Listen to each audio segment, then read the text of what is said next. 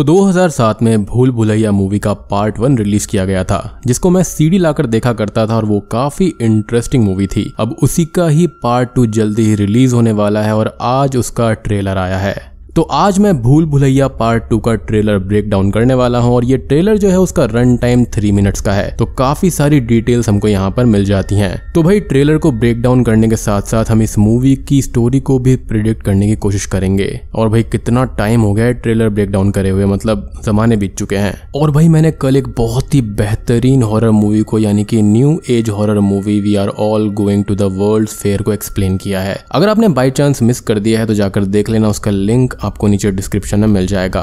लेकिन वीडियो में आगे बढ़ने से पहले अगर चैनल पर नए हैं तो सब्सक्राइब कर लीजिए ऐसे ही ऑसम कंटेंट के लिए, और वीडियो को लाइक कर देना और कमेंट करके बताना कि आपकी ट्रेलर के बारे में और इस मूवी के बारे में क्या राय है। तो ट्रेलर की शुरुआत में हम सुनते हैं तब्बू की आवाज को, जो कि ये बताती है कि 15 साल बाद फिर से मंजुलिका वाले मंत्र से बंधे हुए दरवाजे पर फिर से दस्तक हुई है। और हमको क्लियरली बताया जाता है कि मंजुलिका नाम की कोई काला जादू करने वाली चुड़ैल है, जो कि फर्स्ट पार्ट से थोड़ा सा डिफरेंट लगता है, जहाँ पर मंजुलिका एक नर्तिका हुआ करती थी। अब मेन कैरेक्टर पर आते हैं, यानी कि कार्तिक आर्यन पे। उनका ये क्लेम है कि वो डेड लोगों को देख सकते हैं और सुन सकते हैं, बात कर सकते हैं और उनके अंदर आत्मा भी आ जाती है, यानी कि वो एक मीडियम की तरह हैं, जिसकी वजह से वो काफी फेमस भी है। हम ये देखते हैं कि वो काफी ज्यादा चुलबुले नेचर का भी है। आउट ऑफ नोवेयर हम देखते हैं कि उसका अफेयर कियारा आडवाणी से हो जाता है। मीनवाइल ये जो हवेली है जहां पर मंजुलिका है, उसका सेटअप पिछली मूवी जैसा ही दिखाई पड़ता है। द चिलिंग एनवायरनमेंट और जो म्यूजिक है, यानी कि सिग्नेचर म्यूजिक आमी जे तोमार और हरे राम। अब जैसा कि तब्बू ने बताया कि हवेली के अंदर 15 साल के बाद कुछ ना कुछ दिक्कत आनी शुरू हो गई है, और मुझे लगता है कि अब यहाँ पर बुलाया जाएगा कार्तिक आर्यन को and he brings his girlfriend as well, जहां पर हवेली में ढेर सारे सॉन्ग्स और रोमांस होता है इनके बीच। अब मे बी कार्तिक इस घर से ही है या फिर इस गांव से है जहां पर ये हवेली है, या फिर एंटायरली डिफरेंट भी हो सकता है कि कोई और ही हो। कियारा को ये लगता है कि घर के अंदर कोई भी मंजुलिका नहीं है, जैसा कि अवनी को लगा करता था पार्ट 1 के अंदर, और उसका ये कहना है कि ये हवेली नहीं है बल्कि भूल भुलैया है, जो कि रेफरेंस है फर्स्ट मूवी का। लेकिन तब्बू है जिनको यहाँ पर मंजुलिका के बारे में काफी जानकारी है, लाइक वो नॉर्मल आत्माओं से अलग है, काली विद्या उसके पास में है और बहुत शक्तिशाली है वो। अब मंजुलिका के किस्से सुन सुनकर कार्तिक आर्यन पक चुका है कि आखिर वो है कौन, और वो इस चैलेंज को दिल पे ले लेता है। तो गुस्से में वो और चिच्चा बंधन वाले दरवाजे को खोल देते हैं, जिस पर शिव जी का त्रिशूल होता है और बहुत सारे मंत्र होते हैं। और बस उसके बाद में हमको एक भयानक चुड़ैल मंजुलिका दिखाई जाती है, जिसका रूप काफी भयानक है, जो कि CGI से क्रिएट किया गया है। अब कुछ लोगों को ये अच्छा लग सकता है, कुछ को नहीं लग सकता। अब जैसे कि मैंने इतनी हॉरर मूवीज देखी हैं तो मुझको ये उतना खास नहीं लगा।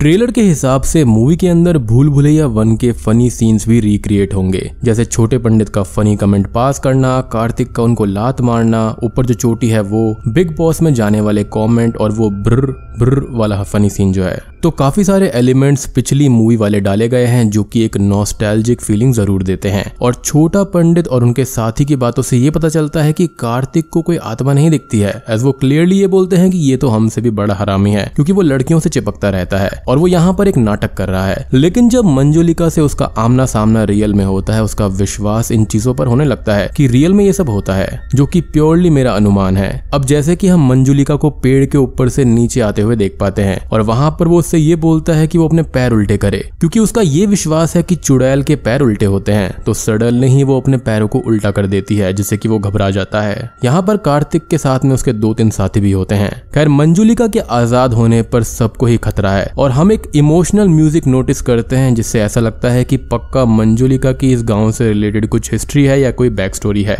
एंड मे बी उसके साथ में कुछ ना कुछ गलत हुआ होगा। अब तब्बू इस मिस्ट्री को सुलझाने में लगी रहती है, क्योंकि सबसे ज्यादा वही जानती है उसके बारे में, क्योंकि थ्रू आउट द ट्रेलर सिर्फ वही है जो कि बहुत ही ज्यादा बात करती है अबाउट हर। एंड अब हम देखते हैं मेरा फेवरेट सीन। घर के बाहर ढेर सारी रेवन बर्ड्स होती हैं। Damn this raven birds again, मतलब कि बॉलीवुड में भी इनकी एंट्री हो गई है, और मेरी तरफ से मूवी अप्रूव्ड है भैया, मूवी हिट हो जाएगी। रेवन बर्ड्स का आशीर्वाद है इनके ऊपर, जस्ट किडिंग। खैर हम मंजुलिका की एक और शक्ति को भी देख पाते हैं कि वो डॉपलगैंगर भी बन सकती है, लाइक किसी का भी रूप लेकर दूसरों को हर्ट कर सकती है, सबको कंफ्यूज करने के लिए, ताकि सब एक दूसरे पर ही इल्जाम लगाते रहे। और एंड में हम कियारा को भी देखते हैं जो कि इस चुड़ैल द्वारा पजेस्ड है और वो कार्तिक को हवा में उठा देती है जिससे कि वो खौफ में आ जाता है। एंड आई बिलीव कि कियारा को बचाने के लिए कार्तिक रियल में वो सब करेगा जो कि उसने आज तक मजाक समझा था। बाकी घर के अंदर ढेर सारी चीजें लेविटेट होती रहती हैं और सबको मंजुलिका का दिखना ये सब होता रहता है और बीच बीच में कॉमेडी सीन्स भी चलते रहेंगे ताकि एक तरफ तो आप डरो और दूसरी तरफ आप हंसो।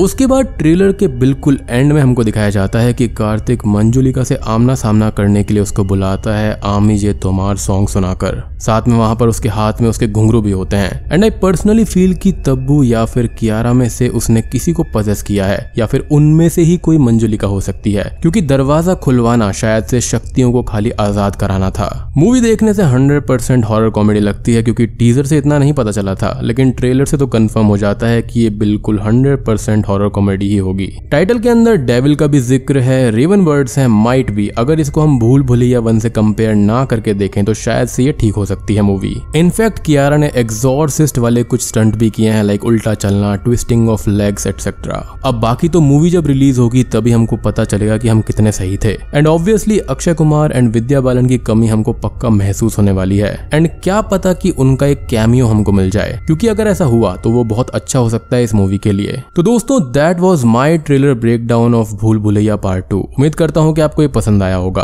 और आप क्या सोचते हो, क्या ये मूवी हिट होगी, एवरेज रहेगी या फिर अच्छी नहीं रहेगी? कमेंट में जरूर बताना। तो चैनल पर नए हैं तो सब्सक्राइब कर लीजिए, वीडियो को लाइक कर देना। तो मैं आप सबको मिलता हूँ अगली वीडियो के साथ में, तब तक के लिए स्टे